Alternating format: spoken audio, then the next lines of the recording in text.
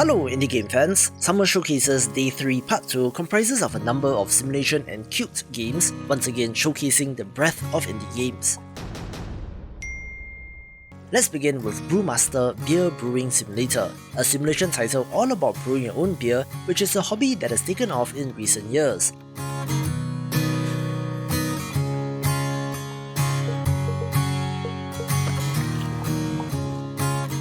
While I have not done this myself, learning more about it through this game would be interesting, so if you love your IPAs, might be one to check out.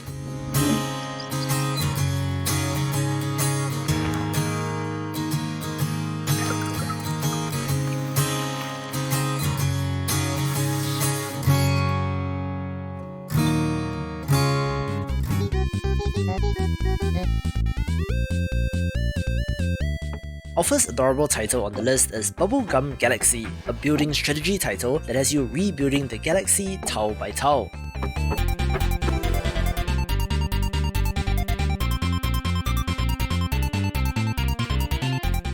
It is of course similar to games like Dorfromantic, where certain features and tiles are complementary to each other, which of course adds to the strategy, and add to that a meta story about exploring the office and finding out who deleted the galaxy makes this quite the curiosity.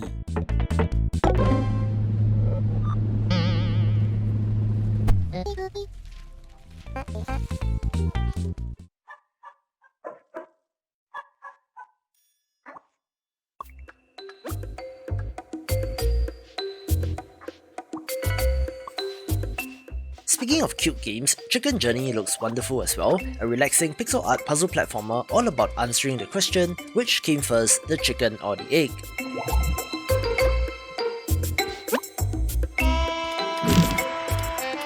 It is a combat-free entry that looks wonderful, so if you like cozy games, wishlist this right now.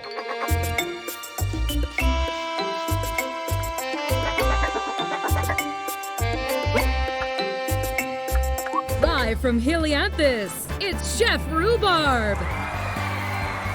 Hello, darlings! Tonight, I will be making uovo al tartufo, a delectable egg yolk ravioli with buttercream and sugar. Wow. Then our special guest is the President of the United States. I was going to bring him on first, but he can wait. While Coke Serve Forever was announced a couple of weeks ago, it did get another showcase, where this is the latest entry in the Coke Serve Delicious franchise that dates back to 2013, which already has 3 entries and are surprisingly popular, making this a no-brainer. There's just something about cooking. It's the sights, the sounds, the smells. Plus, I just really like eating. It has you making a bunch of delicious looking food using the keyboard as quickly as you can, where I want to see what's new in this game.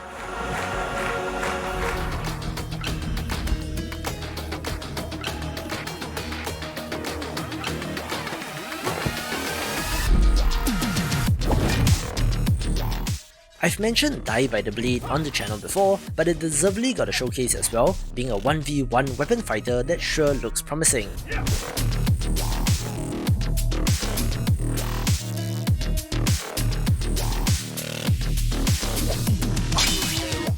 It takes place in a samurai punk world, which is an interesting aesthetic, where it has to be inspired by games like Bushido Blade with the one-hit kill mechanic.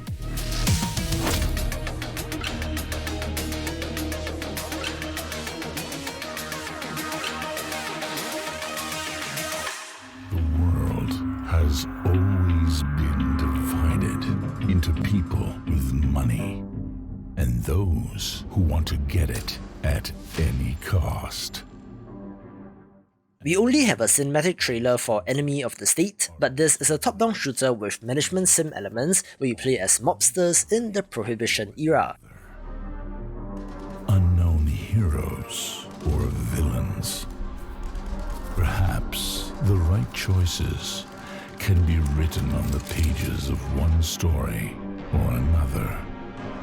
The best way to get rich is sometimes to get remembered.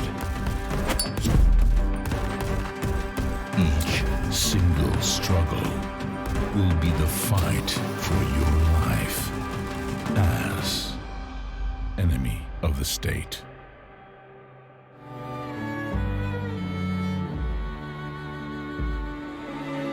Fall of Porcupine is a charming narrative adventure game that sure looks like Night in the Woods, where you play as an overworked medical professional at a hospital in a small town.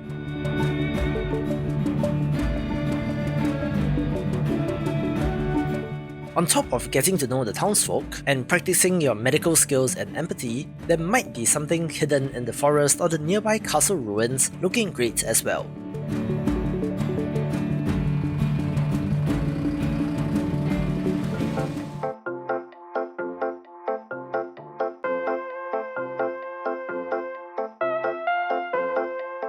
There are 4 kinds of puzzle games that I really enjoy: Nonograms, Match 3, Sudoku, and the humble line puzzle game, of which Feed All Monsters belongs to the latter, looking like an adorable entry where you play as delivery workers, sending food to the creatures.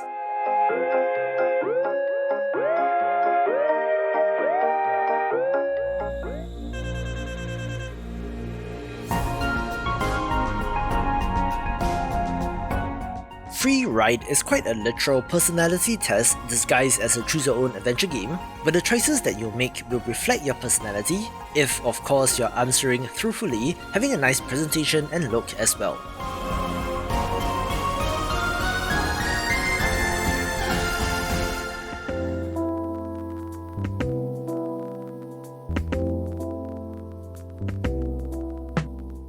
Let's kick off the top 3 with Coffee Talk Episode 2, Hibiscus and Butterfly, the sequel to a narrative simulation title from 2020 which is certainly worth a play. There are recurring characters from the first game, where as their barista and listening ear, you get to know your customers and perhaps help by talking through some of their issues as well.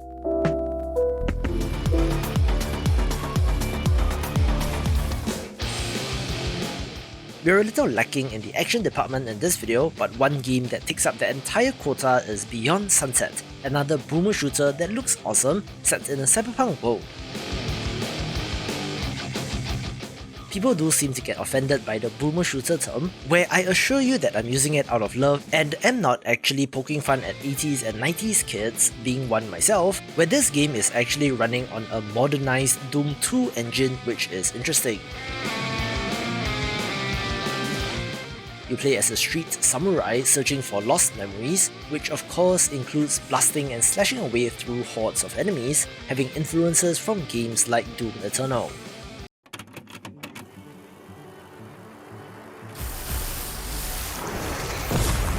Whenever the summer showcases come around, I do find that my favourites tend to be games that I've mentioned before, case in point being Cassette Beasts, a pixel art, open world, turn-based monster taming RPG that I've mentioned as early as 2020, so if you know, you know. On top of the use of a cassette player in this game, which you youngins might not know about, this does have more Digimon influences rather than Pokemon, in allowing you to fuse monsters with your character and with each other. The resultant hybrid monster designs look neat, and with free roam of the open world, including gliding mechanics, could result in interesting exploration full of secrets, where the structure of the game still intrigues me the most, taking the #1 spot.